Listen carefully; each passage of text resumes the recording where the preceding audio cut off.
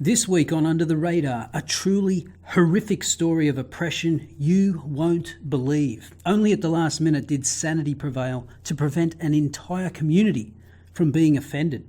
What you are about to see is truly terrifying. Normally, I'm against trigger warnings, but in this case, I'm willing to make an exception. So take a minute, send your kids out of the room, put your hands over your dog's eyes, keep a box of tissues nearby, and have those emergency crisis line numbers on speed dial. Ready? Here goes. Hush, little baby, don't you cry. Daddy's gonna sing you a lullaby.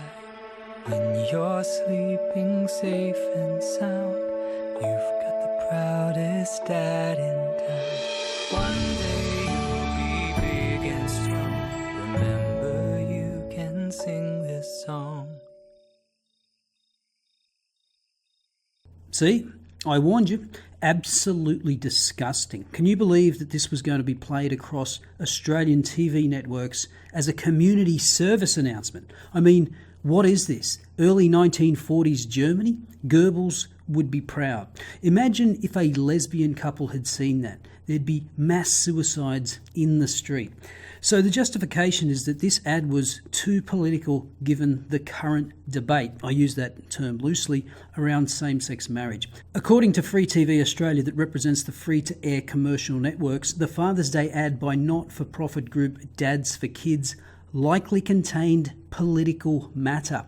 Now that doesn't make a whole lot of sense given what Dads for Kids said in the statement. Every year for the last 15 years, Dads for Kids has celebrated Father's Day with a total of 13 different television campaigns focused on the special role of a father with his kids. The majority of free-to-air TV networks across Australia have graciously run these ads for free as a community service announcement up until now. These television commercials are simply a gentle encouragement to Australian dads and an affirmation that they are an important figure in the lives of their children. The adverts have been enthusiastically accepted and many TV stations play them all year long as a community service. They are always released in the lead up to Father's Day. Unfortunately, what is a simple Father's Day message has now become a political statement. So clearly this is not a political message about same-sex marriage. They've been doing this for 15 years. But the written advice from Free TV's legal counsel to Dads for Kids warned the commercial had been brought to our attention by the networks as potentially containing political matter, and that a review had upheld this assessment. Yeah, brought to your attention by whom? The advice suggested the commercial be changed to include for the first time a political authorisation tag to adhere to conditions in the Broadcasting Services Act. It also referred Dads for Kids to the guidelines issued by the Advertising Standards Bureau in light of the same-sex marriage plebiscite, and which defined political advertising as comment upon a matter which is currently the subject of extensive political debate. Unbelievable. Saying dads are important in the lives of their children is now making a political statement. As Dads for Kids wrote, "It is extraordinary that this is where we have come to as a country. We can no longer celebrate Father's Day without being forced to look at it through the lens of the same-sex marriage debate. It's a tragedy that a political motive is now implied in any mention of fatherhood. Not everything is about same-sex marriage. There are lots of dads out there who, while they may be doing it tough, are doing their best for their kids. And the team at Dads for Kids wants to honour and encourage dads to put their families and children first. We expect that in speaking up about this, that we and those connected to us will be attacked and intimidated and subject to the same vilification in both mainstream and social media that has been meted out to those who've stuck their head above the parapet on same-sex marriage, despite this not being the purpose of our adverts. To be clear, it was and is not our intention to enter this debate at this time through these advertisements." Now, I've got to say, I don't understand what the problem is here. How is showing dads with their kids a political statement? Is it because there are no gay couples in the ad? I mean, we don't see this guy's spouse. Maybe he's part of a gay couple. Maybe this guy's gay and this is his sister. I mean, use your imagination, people. But not to worry, because we have a solution. It's time to ditch Father's Day in favour of Special Persons Day.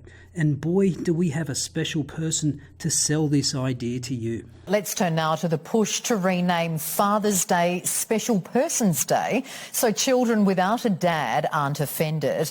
A growing number of politically correct schools and kindies are embracing the name change, but they're copping a lot of criticism for it.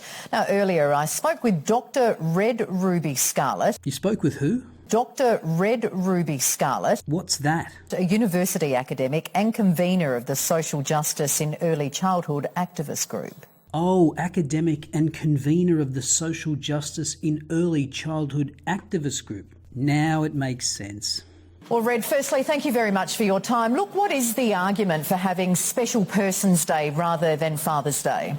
Thank you for having me as well. Yeah, that's the "is this bitch for real" face. If we think about children's rights and how they get to participate in a community and feel a sense of belonging, sometimes shifting the language around those emotive and important days can be significant and more inclusive than the current way that we describe them.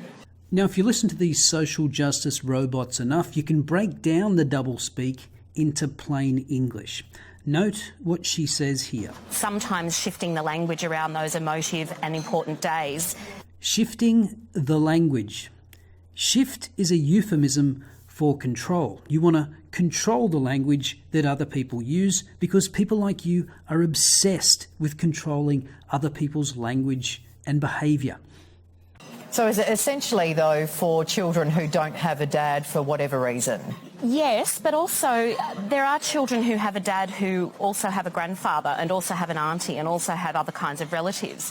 There are also a huge range of different family structures. So we have single-parent families, satellite families, extended families, lesbian and gay families. Did you get that? Some family structures are different to other families. And some kids that have fathers also have grandfathers and aunties. Well, thanks for that, Doctor. So maybe we should have Auntie's Day and Granddad Day and Butch Lesbian Mum Day and Bottom Gay Father Day. What feedback are you getting from parents and teachers who have introduced these Special Persons Days?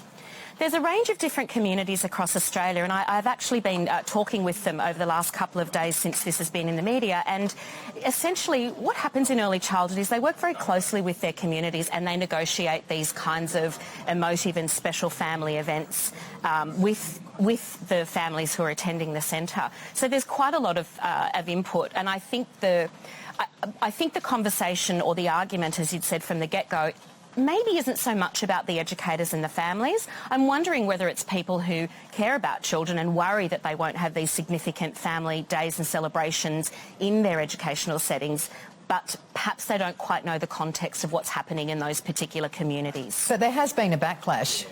There has been a backlash, but the backlash hasn't necessarily come from families in those communities. It's people outside those particular contexts. So let me translate that word salad. People in these communities that have adopted this Special Persons Day in place of Father's Day are fine with it. It's those ignorant normies outside the special contexts that have a problem with it.